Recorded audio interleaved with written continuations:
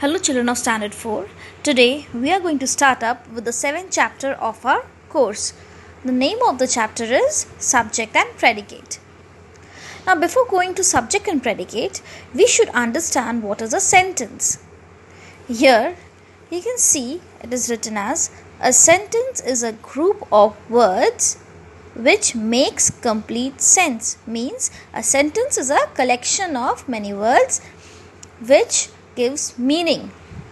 All sentences begin with a capital letter. They can end with a full stop, a question mark or an exclamation mark. A sentence always starts with a capital letter and ends with either full stop, question mark, this is a question mark, or an exclamation mark. See, this is an exclamation mark. Now I am going to read out few group of words. You have to tell me whether they are sentence or not. First, the cat on sleeping the sofa is. Does it make any sense? No. R has 8 solar system planets. Does it make any sense? No. The did tortoise race win the. We could not understand the meaning. A beautiful you have what house? Again, we cannot understand the meaning. But when we arrange these words in a proper manner, like the cat is sleeping on the sofa, our solar system has 8 planets. Did the tortoise win the race? What a beautiful house you have.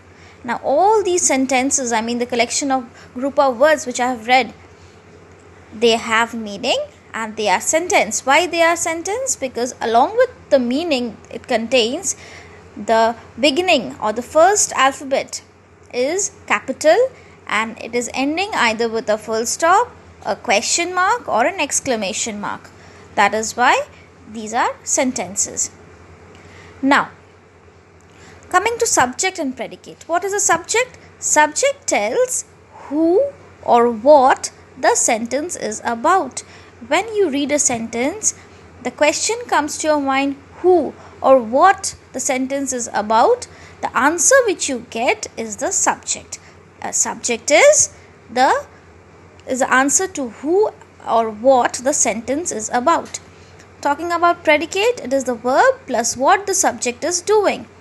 Predicate tells us something more about the subject. Now, see the definition. Subject, the subject tells us who or what the sentence is about.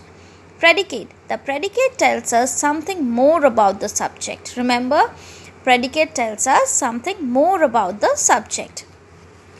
Now, can you see the examples? Reading out the first one. The dog was barking loudly. Here, who or what the sentence is talking about? The sentence is about the dog. So, the dog is subject. And predicate is something which tells us more about the subject. So, what we are coming to know about the dog? That the dog was barking loudly. It is the predicate, was barking loudly. The baby is playing with the teddy bear. Here the subject is the baby because the sentence is about the baby. And what is the predicate? Is playing with the teddy bear. Third, the beggar ate. Here the subject is the beggar because the sentence is about the beggar. Who or what the sentence is? The sentence is about the beggar. And ate is the predicate. Now it is not always important that the subject will be in the beginning of the sentence. It can be at the end or it can be somewhere in the middle also. See the fourth example. On top of the tree lives a sparrow. Now, who or what the sentence is about? The sentence is about a sparrow. So, a sparrow is a subject. And what we come to know about the sparrow? That it lives on top of the tree. So, this is the predicate. On top of the tree. Lives on top of the tree is a predicate. Now, there is a special case like the subject in a command or request sentence. Whenever you read a sentence and you get to know that it is a command or request sentence, there the subject is often understood. Like, show me how to do it. Here it is a request sentence. Somebody is asking, show me how to do it. And And we come to know that the subject is definitely you. Though you is not written in the sentence, but this subject you is understood. Show me how to do it. If somebody tells you that show me how to do it, you will automatically come to know that the person is asking you to do it. Means the subject is you. Shut the door. It's a command sentence. If your teacher says shut the door looking at you, it is quite obvious that the person to whom she is saying is you. Here you is a subject which is understood.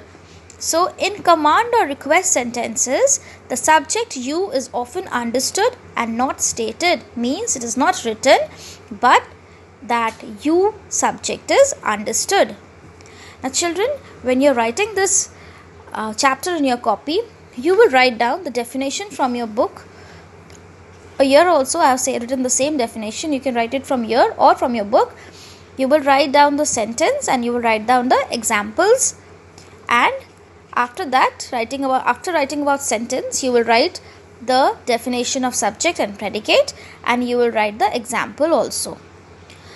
In the example you will mention which is the subject and predicate part of the sentence. Clear? Okay, and you will start with a fresh page. Thank you children.